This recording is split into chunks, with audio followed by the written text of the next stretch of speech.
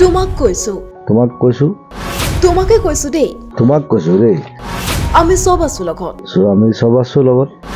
সংগীতা আমি আছো চাই দিম অকল মই নহয় আমি সব আছো চাই দিম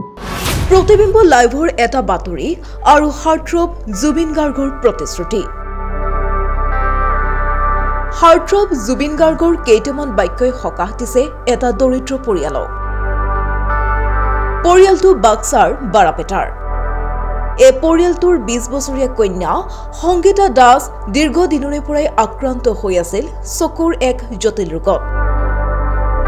চকুৰ এই ৰোগ দিনক দিনে বৃদ্ধি হোৱাত ক্ৰমাৎ দৃষ্টিহীন হৈ পৰিছিল 20 বছৰীয়া যুৱতী সংগীতা বিভিন্ন ঠাইত চিকিৎসা কৰি কোনো সুফল নাপাই ভাগৰি পৰিছিল সংগীতাৰ পিতৃ-মাতৃ এটা সময়ত প্ৰায় শেষ হৈ গৈছিল গাঁঠিৰ ধনু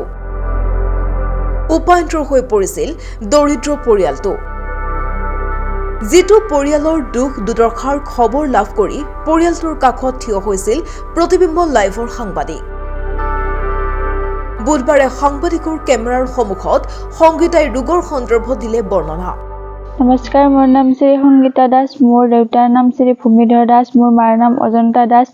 মই সৰুৰে পৰা এলপিৰ পৰা এমএলৈকে স্কুল ভালকে পঢ়ি আছিলোঁ যেতিয়া মই মেট্ৰিক দিব ওলাইছিলোঁ তেতিয়া মোৰ চকুৰ প্ৰব্লেমটো বাঢ়ি আহিছিলে এহে মই মেট্ৰিকত একো দেখা পোৱা নাছিলোঁ আৰু লিখিব নোৱাৰিলোঁ মোৰ চকুৰ প্ৰব্লেমটো বাঢ়ি গৈছে আৰু দেউতাই বহুত চিকিৎসা কৰিলে এতিয়াও একো ফল পোৱা নাই সেয়েহে মোৰ ফালৰ পৰা চৰকাৰক মই অনুৰোধ কৰিছোঁ যাতে মোৰ চকু ভালকৈ চিকিৎসা কৰি দিয়ে আৰু মোক যাতে সহায় কৰে লগতে আমাৰ প্ৰিয় শিল্পী জুবিন দাকো মোৰ ফালৰ পৰা অনুৰোধ কৰিছোঁ মোৰ এই নিউজটো যাতে চাই আৰু মোক সহায় কৰি দিয়ে যেহেতু মোৰ এতিয়া বয়স কম হৈ আছে মোৰ পৃথিৱীখন ভালকৈ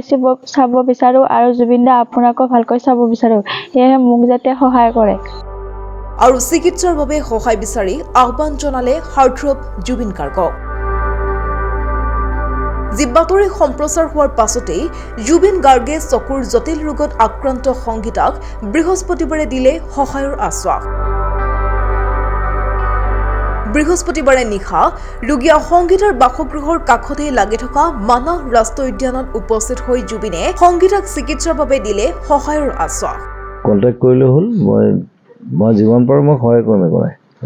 চবকে কৰোঁ অফক'ৰ্চ আৰু মই আছোঁ মই লগত আছোঁ তোমাক কৈছো দেই আমি সব আছো লগত অকল মই নহয় আমি সব আছো কথাটো সেইটো সংগীতা ঠিক আছে আমি সব আছো নো প্ৰব্লেম ঠিক আছে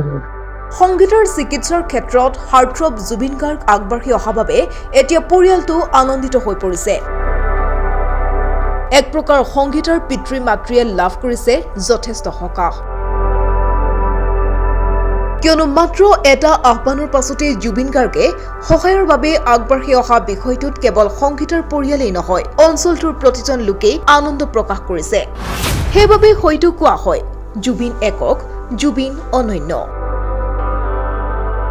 শালবাৰীৰ পৰা জিতুল হুছেইনৰ ৰিপৰ্ট প্ৰতিবিম্ব লাইভ